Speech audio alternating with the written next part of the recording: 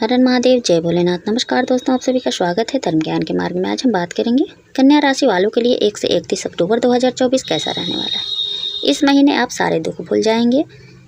दोस्तों, किस क्षेत्र में आपको लाभ मिलने वाला है और कहां कहां आपको सावधान रहना चाहिए, इस महीने क्या उपाय करना चाहिए अपने जीवन में आगे बढ़ने के लिए और हर परेशानी से बचने के लिए, चलिए जानते हैं विस्तार से। आपका भाग्य, कैरियर, स्वास्थ्य, शिक्षा, प्रेम, परिवार, नौकरी, व्यापार, सब कुछ के बारे में जानेंगे। वीडियो में आप लोग बने रहिएगा। वीडियो को अंत तक, लास्ट तक जरूर देखिएगा, जिससे कि आप लोगों को सारी जानकारी समझ में आ जाए। यदि जानकारी पसंद आए तो ऐसे ही वीडियो देखने के लिए वीडियो को लाइक और चैनल को सब्सक्राइब जरूर कीजिएगा। साथ ही साथ कमेंट बॉक्स में हर हर महादेव, जय भोलेनाथ जरूर लिखिएगा इनकी कृपा पाने के लिए। चलिए शुरू करती हूँ आपके आर्थिक स्थिति से। कन्या राशि वाले, यदि आपकी आर्थिक स्थिति को देखा जाए तो यह महीना बहुत हद तक आपको अच्छे परिणाम प्रदान कर सकता है, लेकिन शनि महाराज छठे भाव में वक्री अवस्था में बैठकर द्वादश भाव को देखेंगे, जो आपकी आर्थिक चुनौतियों का कारण बन सकते हैं और आपके किसी न किसी खर्च को लगातार बनाए रखने के इस महीने आपको किसी के स्वास्थ्य पर भी खर्च करना पड़ सकता है या आप खुद भी बीमार हो सकते हैं, इसलिए आपको अपने स्वास्थ्य पर भी खर्च करना पड़ सकता है। मंगल महाराज महीने की शुरुआत में द्वादश भाव में रहेंगे और 20 अक्टूबर से आपका एक आदर्श भाव में आकर आपकी आर्थिक आमदनी में अच्छी बढ़ोतरी दिखाते रहेंगे। शुक्र महाराज महीने की शुरुआत में दूसरे भाव में आपके स्वामी होकर दूसरे भाव में विराजमान रहकर आपके बैंक बैलेंस में वृद्धि करेंगे और धन को संचित करने में मदद करेंगे, जिससे आपकी आर्थिक स्थिति दिन प्रतिदिन बढ़िया होती जाएगी। उसके बाद सूर्य और बुध महीने के उत्तरार्ध में आपके दूसरे भाव में रहेंगे। यह भी आपकी आर्थिक स्थिति को बेहतर बनाने में आपकी मदद करेंगे। देवगुरु बृहस्पति नवम भाव में बैठकर प्रथम भाव को देखेंगे और आपको सही निर्णय लेकर आर्थिक तौर पर मजबूत बनाने में मदद करेंगे। आपको बस इस महीने के बेहतर तरीके से अपने धंधे को संभालने पर ध्यान देना होगा।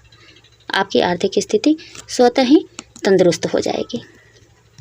करियर के दृष्टिकोण से यह महीना अच्छा रहने की संभावना है। दसम भाव में मंगल महाराज महीने की शुरुआत में रहेंगे और द्वादश भाव के स्वामी बुध महाराज आपके प्रथम भाव में अपनी उच्च राशि कन्या में सूर्य और केतु के साथ स्थित रहेंगे। उनके ऊपर देवगुरु बृहस्पति की भी पूर्ण दृष्टि रहेगी। इससे आप अपनी नौकरी में अपनी सूझबूझ का परिचय देंगे। आपके हाजिर जवाब और आपकी काम के प्रति कुशलता आपको सबसे आगे रखेगी, जिसके कार्य क्षेत्र में अच्छे सफलता के योग बन सकते हैं। छठे भाव के स्वामी शनि महाराज छठे ही भाव में विराजमान रहेंगे, लेकिन वक्री अवस्था में होने से आपको नौकरी में कठिन मेहनत करनी होगी।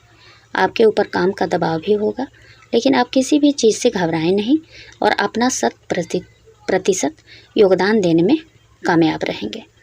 आपके सहकर्मियों का विशेष सहयोग आपको मिलेगा, जिससे आप कार्यक्षेत्र में अच्छी स्थिति प्राप्त करने में कामयाब रहेंगे। उसके बाद मंगल आपके एक आदर्श भाव में 20 अक्टूबर को चले जाएंगे, जिससे आपको और बेहतर परिणाम की प्राप्ति होगी। बुध महाराज 10 अक्टूबर से आपके दूसरे भाव में जाएंगे, जो आपको नौकरी में अच्छी आमदनी भी प्रदान करेंगे। व्यापार करने वाले जातकों के लिए महीना ठीक ठाक रहने की संभावना है। आप अपनी सूझबूझ और तेज बुद्धि का इस्तेमाल करते हुए व्यापार में कुछ नई तेजी लेकर आएंगे। कुछ नए लोगों से आपके नए संपर्क स्थापित होंगे और आपको इससे लाभ भी मिलेगा। व्यावसायिक साझेदार से अगर अच्छे संबंध बनाकर रखेंगे तो इससे आपको अत्यधिक लाभ होगा। महीने की शुरुआत में सूर्य, बुध और केतु प्रथम भाव में बैठकर सप्तम भाव को देखेंगे, जिससे व्यापार में कुछ शिथिलता भी आ सकती है। इसलिए कुछ चुनौतियों के लिए आपको तैयार रहना होगा, लेकिन महीने का उत्तरार्ध अच्छा रहेगा, जिससे व्यापार को प्रगति होगी। यह महीना स्वास्थ्य के दृष्टिकोण से बेहद कमजोर रहने की संभावना है। आपको अपने स्वास्थ्य पर पूरी तरह से ध्यान देना पड़ेगा।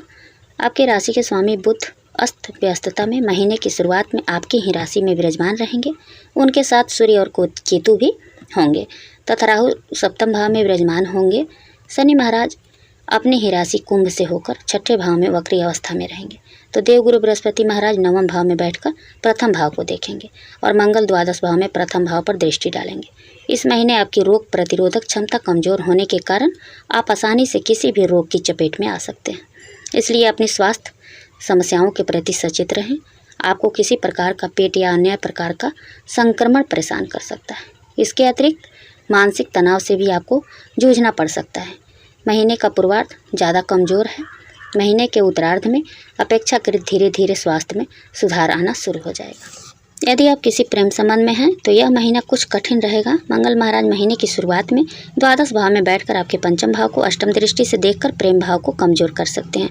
पंचम भाव के स्वामी वक्री शनि छठे भाव में रहेंगे, जो प्रेम के मामले में आपको कठिन चुनौतियों में घेर कर रखेंगे। आपको बार बार परीक्षा से गुजरना होगा और अपने आप को साबित करना होगा।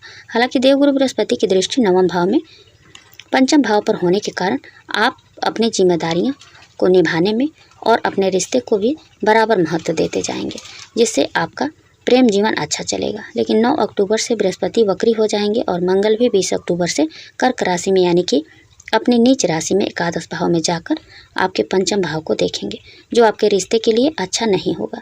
इसलिए आपको सावधानी बरतनी होगी। इसलिए किसी भी वाद विवाद को बढ़ाने से पहले ही आपको संभलने की कोशिश करना होगा, ताकि आपका प्रेम जीवन ठीक ठाक चलता रहे। विवाहित जातकों की बात करें तो राहु महाराज पूरे महीने सप्तम भाव में विराजमान रहेंगे और सप्तम भाव के स्वामी बृहस्पति महाराज नवम भाव में रहेंगे, जिससे जीवन साथी से अच्छा सामंजस्य रहेगा। आप अपने जीवन साथी के साथ कहीं न कहीं घूमने या किसी तीर्थ स्थान की यात्रा पर जा सकते हैं। सूर्य, बुध और केतु प्रथम भाव में बैठे रहेंगे। महीने की शुरुआत में आपका वैवाहिक जीवन को परेशानियों में डाल सकते हैं। उसके बाद महीने का उत्तरार्ध अपेक्षाकृत अच्छा रहेगा और तब इन समस्याओं में कमी आएगी, जिससे आप राहत की सांस लेंगे।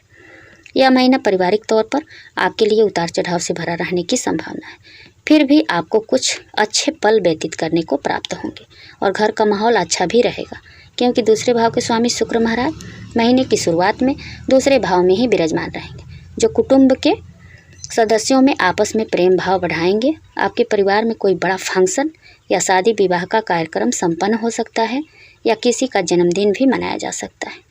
चौथे भाव के स्वामी देवगुरु बृहस्पति नवम भाव में विराजमान रहेंगे, जो 9 अक्टूबर से वक्री भी हो जाएंगे और मंगल की दृष्टि दसम भाव में आपके चौथे भाव पर रहेगी। इससे पारिवारिक जीवन में उतार चढ़ाव की स्थितियां तो रहेगी, लेकिन फिर भी एक डोर में आप सभी बंधे नजर आएंगे। पारिवारिक जीवन को मजबूत बनाएगी। 10 अक्टूबर से बुध और 17 अक्टूबर से सूर्य तुला राशि में दूसरे भाव में आ जाएंगे, तो शुक्र 13 अक्टूबर को वृश्चिक राशि में तीसरे भाव में चले जाएंगे।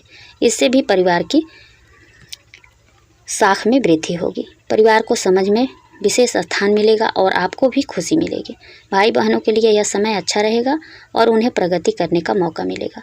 वह अपने जीवन में आगे बढ़ने और उनसे भी आपको लाभ होगा और आपसे भी उन्हें लाभ होगा, जिससे आपका आपसी सामंजस्य और बेहतर हो जाएगा और आप पारिवारिक जीवन को बेहतर तरीके से लुत्फ उठा पाएंगे। क्लियर हो गया आपका भाग्य, कैरियर, प्रेम, परिवार, नौकरी, व्यापार, सब कुछ के बारे में जान गए कि कहाँ आपको लाभ मिलने वाला है और कहाँ कहाँ आपको सावधान रहना चाहिए।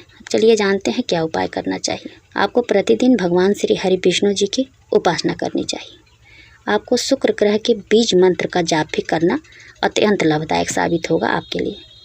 छोटी कन्याओं के चरण छूकर उनका आशीर्वाद लें और उन्हें भेंट स्वरूप कुछ न कुछ अवश्य दें। इससे आपके जो भी अटके काम हैं वो बनने लगेंगे। तो उम्मीद करती हूँ यह जानकारी आप लोगों को पसंद आएगी।